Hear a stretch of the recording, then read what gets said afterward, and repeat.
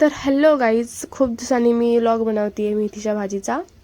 मस्तपैकी मेथीची भाजी खोडून धुवून घेतली, कढईमध्ये तेल टाकलं आणि भाजी मस्तपैकी 2-3 पाण्याने वॉश केली आणि ती वॉश केलेली भाजी नंतर कढईमध्ये टाकली. त्यामध्ये थोडंसं मीठ टाकायचं जेणेकरून भाजीला खूप छान प्रकारे टेस्ट येते.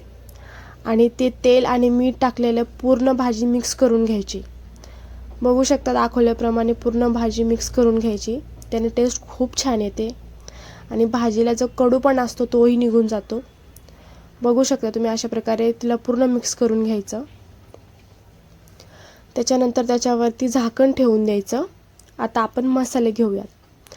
तर मिक्सरच्या जारमध्ये लसूण घ्यायचा, जिरं घ्यायचं दाखवल्याप्रमाणे, थोडीशी कोथिंबीर घ्यायची, मिरच्या घ्यायच्या, थोडंसं आलं घ्यायचं आणि टेस्ट खूप छान येते. आणि थोडंसंच मीठ घ्यायचं कारण ऑलरेडी आपण मीठ टाकलेलं आहे भाजीमध्ये.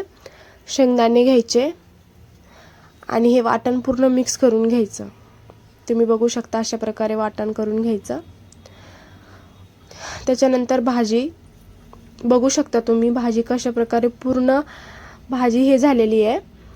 तेल मीठ पूर्ण मस्तपैकी त्याच्यामध्ये मिक्स झालेलं आहे आणि भाजी कमी पण दिसते तुम्हाला. तर अशीच भाजी झाली पाहिजे आणि खाली कढईला लागली नाही पाहिजे, कारण भाजी खाली कढईला चिटकली तर भाजी कडू लागते जास्त. ते वाटण वाटलेलं आपण त्यामध्ये मिक्स करायचं,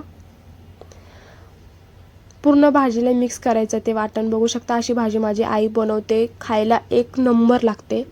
बघू शकता माझी आई कुठलंही घरचे मसाले न वापरता, मिरची पावडर, हळद किंवा न वापरता, बघू शकता कशा प्रकारे छान दिसते भाजी. थोडंसं तेल टाकायचं त्याच्यावरती आणि टेस्ट खूप छान लागते. तुम्ही अशा प्रकारे नक्की एकदा ट्राय करून बघा, तुम्हाला खरंच खूप आवडेल. भाजी खूप छान लागते. त्यानंतर मी भाकरी घेतली, बघू शकता भाकरी घेतली मी टाकायला. भाकरीला मस्त पाणी लावायचं. तव्यावरती तर म्हणजे गॅसवरती भाकर तर एवढी व्यवस्थित नाही लागत, पण चुलीवरची भाजी आणि भाकर एक नंबर लागते खायला. बघू शकता तुम्ही अशा प्रकारे. आणि नंतर मी भाकरी पलटी केली.